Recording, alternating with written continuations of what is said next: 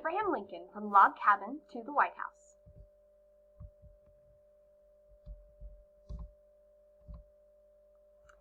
Abraham Lincoln, one of the most famous American presidents, is remembered for his dedication to freedom. Lincoln led the United States during the Civil War, 1861 to 1865, when the northern and southern states fought to decide the future of the country. He is known as the Great Emancipator because he freed the slaves.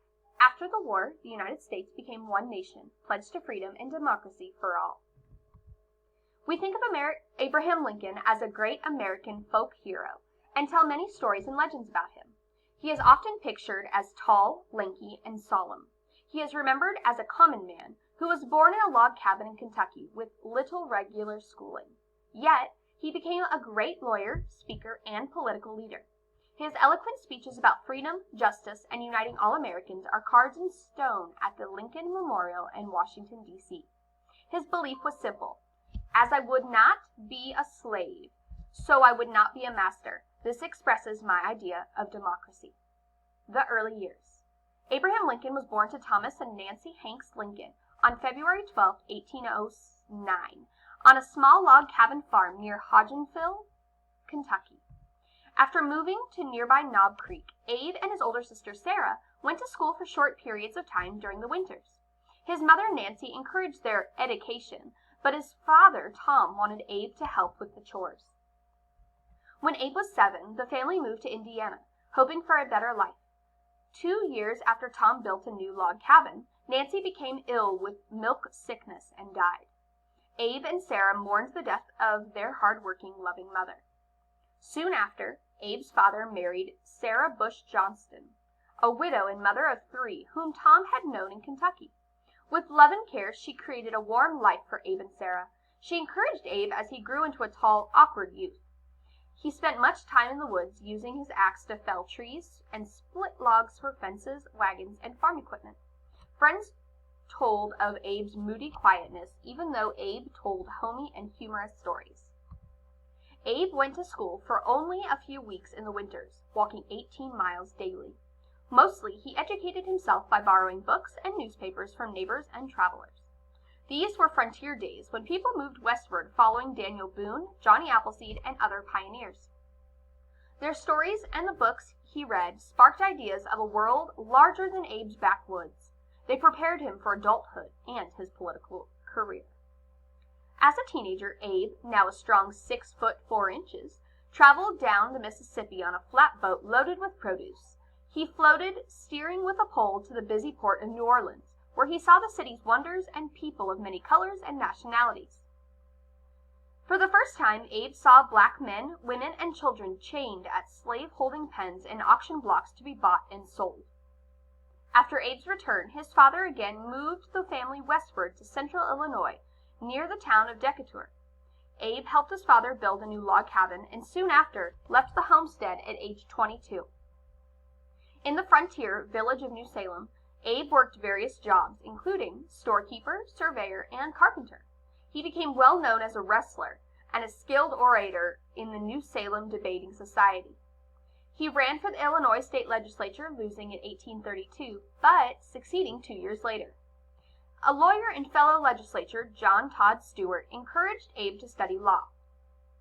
Abe read law books, passed the exams in March 1837, and joined Stewart's law practice, moving to Springfield, where the Illinois legislature met. Law and politics. Abraham Lincoln's views were based on the strong belief in democratic rights for the common man, that each person was important regardless of wealth, privilege. He became a respected member of the Whig Party, supporting strong central government in Washington, D.C. The other leading party, the Democrats, believed in states' rights, or that the state should control their own affairs without interference from Washington. At the age of 30, Lincoln met his future wife, Mary Ann Todd. She was the fashionable daughter of a wealthy Kentucky banker. Her background was very different from Lincoln's, yet they fell in love. After overcoming Mary's parents' objections, they married on November 4, 1842. In 1843, their first son, Robert, was born. In 1846, Lincoln won the election for Illinois representative to the U.S. Congress and moved to Washington, D.C. with his family.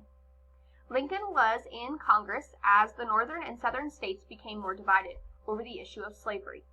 The North depended on paid laborers in its factories and small farms, and believed in a strong central government. Slavery was outlawed in the northern states. The South, whose economy revolved around King Cotton, grown on large plantations, used slave labor. Slaves, primarily black Africans, were owned as property. Most lived under very poor conditions and were treated inhumanely. They had no personal or civil rights. The law of the southern states allowed and protected slavery. The United States expanded as western territories applied for statehood. Would these states enter as free or slave states? The South wanted new lands for slave-grown cotton. The North wanted the country to promote independent farms and paid labor. Lincoln opposed slavery, but as Illinois representatives in Washington, he believed that the practice was protected by the state laws in the South. However, he fought the spread of slavery in the western territories. During the 1840s, the abolitionist movement, which wanted to outlaw slavery, grew. Its followers, both whites and free blacks, demanded an end to the horrors and inhumanity of holding humans in bondage. Lincoln returned to Springfield after 2 years in Washington, and for the next few years shared a successful law practice with his partner, William Herndon. Lincoln became known for his honesty, legal abilities, wit, and fine oratory. In February 1850, Abraham and Mary faced tragedy when their boy Eddie, nearly 4 years old, died of tuberculosis. Both parents were deeply depressed, and Mary showed signs of emotional imbalance. In December of that year, a son named William Wallace was born, and 3 years later came another son, Thomas, or Tad for short. Lincoln was very close to his sons and was a proud and loving father. America divided. Meanwhile, in the 1850s, a pro- and anti-slavery forces struggled for power. Congress passed the Kansas-Nebraska Act in 1854. This canceled an earlier law that forbade slavery in these territories. The new law allowed the residents to decide whether they wanted to be free or slave states. The principle of letting the people decide, called popular sovereignty, was introduced by an old political rival of Lincoln's, Stephen Douglas, now a U.S. Senator from Illinois. Lincoln decided it was time to speak out against the spread of slavery and to try again for political office. He joined the new Republican Party, which opposed slavery, and was nominated in 1858 as their candidate for senator. His opponent was his old enemy, Senator Douglas. During the campaign, they held the Lincoln-Douglas debates, which captured the attention of the country. Lincoln, with great oratorial skill, exclaimed that slavery was causing a national crisis. A house divided against itself cannot stand. I believe this government cannot endure permanently half slave and half free. Lincoln argued that blacks were entitled to the right to life, liberty, and the pursuit of happiness, just like whites. Douglas said that the Constitution guaranteed equality only to white citizens, not to blacks. Each state, he believed, had the right to decide whether it would be slave or free. Lincoln lost the election, but the debates made him popular, particularly in the Republican Party. By 1860, he was the party's choice for president. In his campaign rallies and parades, he was called Honest Abe, the homespun rail splitter of a man of the people who stood for equality and freedom. In November 6, 1860, Lincoln was elected President of the United States. The North and the Western Territories rejoiced. The South was outraged. Even before Lincoln's inauguration, on March 4, 1861, 7 Southern states voted to secede from the United States of America. By February, the pro-slavery states had established a government, the Confederate States of America, under President Jefferson Davis, and prepared for war. The War Years. President Lincoln, still hoping to avoid bloodshed, said in his inauguration speech, "In your hands, my dissatisfied countrymen, and not in mine, is the momentous issue of the Civil War." But events moved swiftly, and by April 14th, Northern troops had surrendered Fort Sumner after South Carolina cannons fired on the fort. Both sides, the Union and the Confederacy, quickly mobilized, calling volunteers and collecting arms and supplies. President Lincoln, from his home and office in the Union City of Washington, D.C., could look after the river to the Confederate of the state of Virginia. The South's superior military leadership defeated Union forces in the First Battle of Bull Run. Lincoln struggled to find strong commanders to lead the Union troops throughout the war. Under General George B. McClellan, the Union armies had some successes, but by 1862 they were stopped by Confederate General Robert E. Lee. Although Union forces controlled New Orleans and the Mississippi River, there were few victories. Lincoln took over more of the military planning as the North called for action.